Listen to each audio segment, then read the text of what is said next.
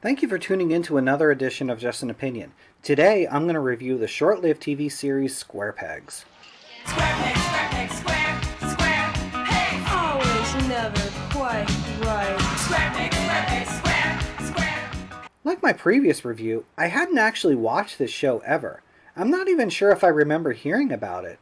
But with watching and doing some research, I found it had a huge cult following, and for good reason. It was remarkable at the time of its release, was the launchpad of several future stars, and sadly mysteriously disappeared after just one season despite having some pretty good momentum. That's almost romantic. Did you invite him in? Invite him in? Lauren, my mother may be liberal, but it still takes more than horn honking and wheelies in the driveway to warrant a dinner invitation. This is a dream come true. He's our passport to popularity.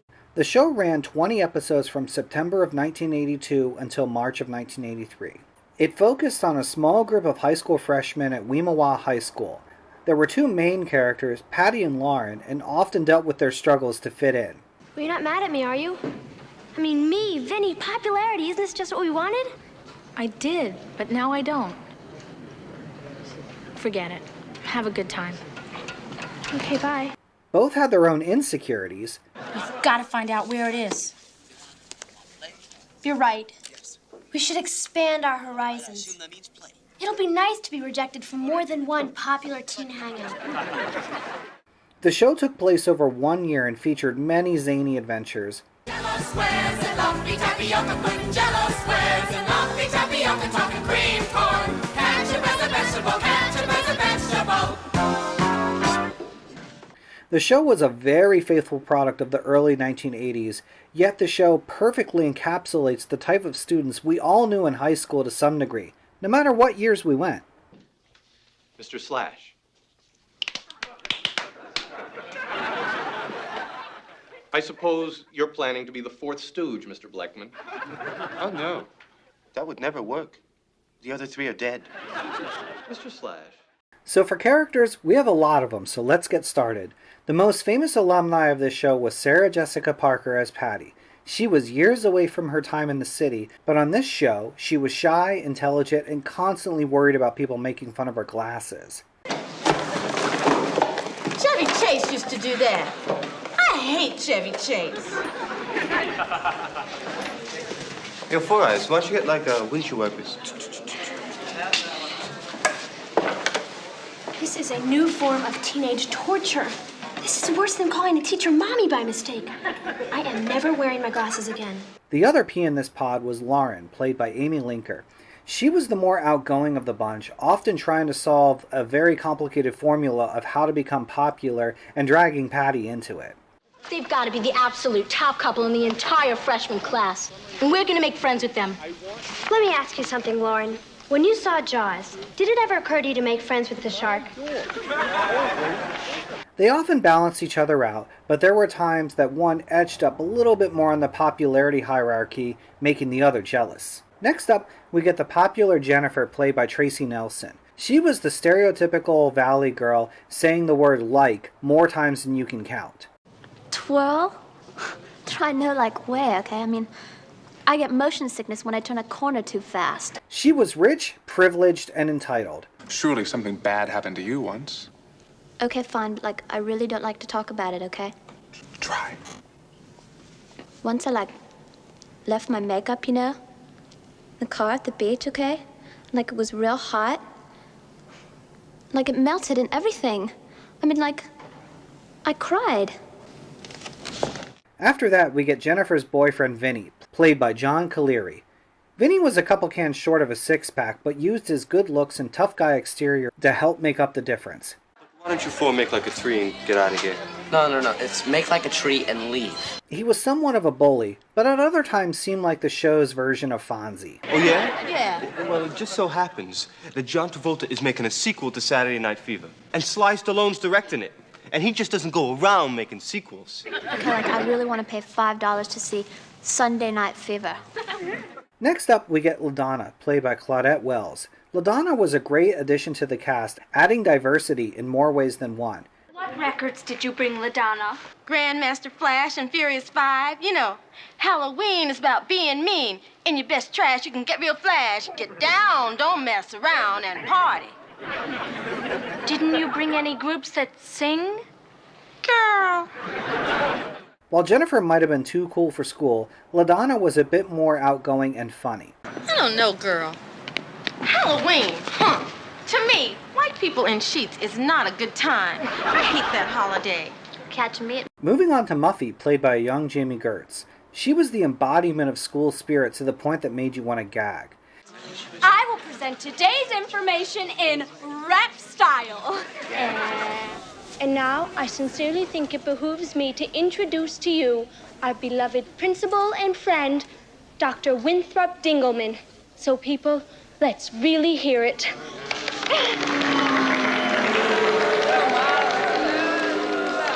She was also a perfectionist who would lose her mind if everything didn't go exactly as planned. Oh no, they spelled my name wrong on that banner. Gerz played this role to perfection and showed that she was destined to be a star. And after that, we have Marshall, played by John Famia. Marshall was an awkward teen with some social skills that needed some fine-tuning.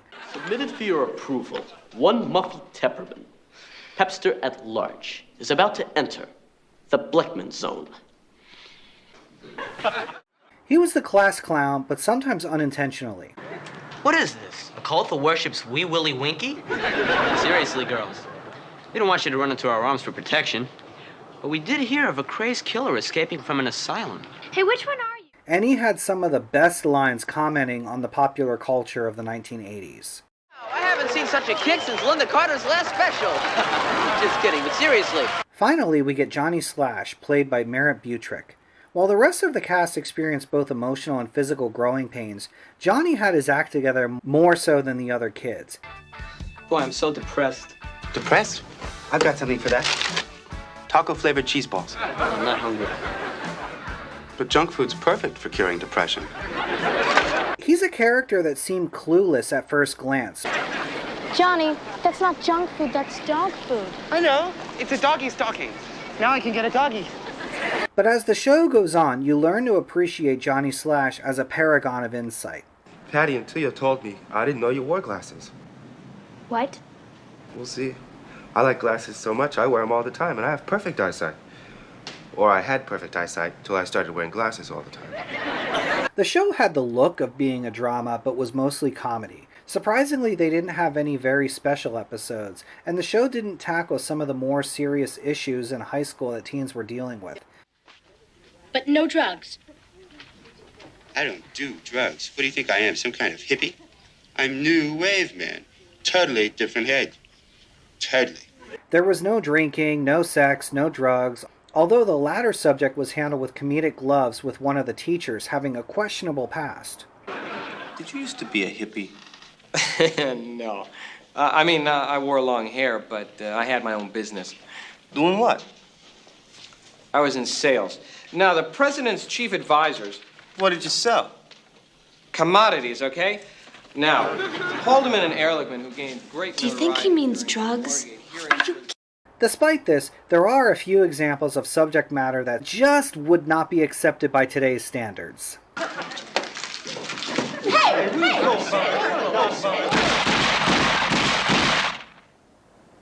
That's an old trick I picked up in Nam. Don't worry. They were just blanks. This time, the name's Murphy. All in all, I look at this show as a very PG version of Fast Times at Ridgemont High. Can I have some more of the yellow runny stuff and some brown lumps? What about those purple things? Never touch purple. Instant death. Its strength came from how authentically 1980s it was. Each character drops some sort of reference to contemporary pop culture each episode to connect with the audience. Everyone knows we wrote the graffiti, and we're still not popular. And I am grounded until Poltergeist 2. Make that ET 12. One of the episodes even featured the school bringing video games into the cafeteria. But what was meant to be a fundraiser ended up with Marshall contracting Pac-Man Fever. See ya. Come on, Marshall, let's skate. I hope it's not going to be one of those games where they throw things at you. What are you doing? Come on, I was on a roll.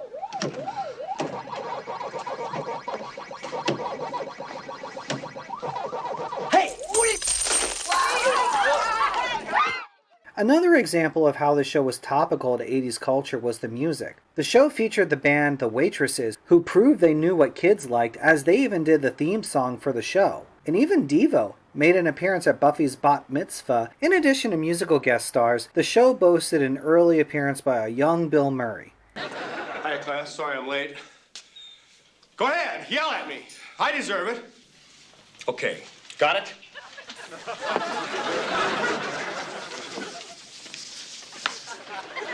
Now, it says here in the lesson plan that this week we're supposed to study marriage, from Henry VIII to Christina Ferrar. While the show was great, sadly it would only last one season. That girl's friend's never gonna help Vinny. Why should I? You don't even know my name. Yes, I do, girl. It's Patty. And your fat friend's name is Loren. Some could argue it was due to the ratings, but there are other reports of quite the debauchery and drug abuse that occurred behind the scenes which directly affected the show's future, especially considering how many minors were involved. Despite the show's quick run, it was quite memorable to fans and even got a DVD release in 2014. This featured the full series and also the show's creator Ann Beats and several other cast members who share some very funny memories about the show. It was a unique show that tried to convey to kids that it was okay to be awkward and ordinary in your teen years, hence the title Square Pegs. You know, I really like you two. You've got no style. I mean, your style is anti-style. You know what I mean? It's like totally different head. Totally. I mean, you can have style without having style. We know, Johnny. We love you. You're terrific. Johnny Slash, ladies and germs. A great humanitarian. It was also pretty progressive, given the amount of female writers behind the scenes to try and give a genuine female point of view to many adolescents' trials and tribulations. And, like, if you tell anybody that you've, like, seen me here, you're going to be tomorrow's news today, okay? We were just leaving. Wait. Jennifer, you won't be able to keep this a secret for very long. We're always the last to know, and we've already found out. I highly recommend this show. Thank you so much for watching, and please leave a comment. I'll be back soon, but next time I'm going to focus on the short-lived TV series, It's Your Move. I hope you check it out.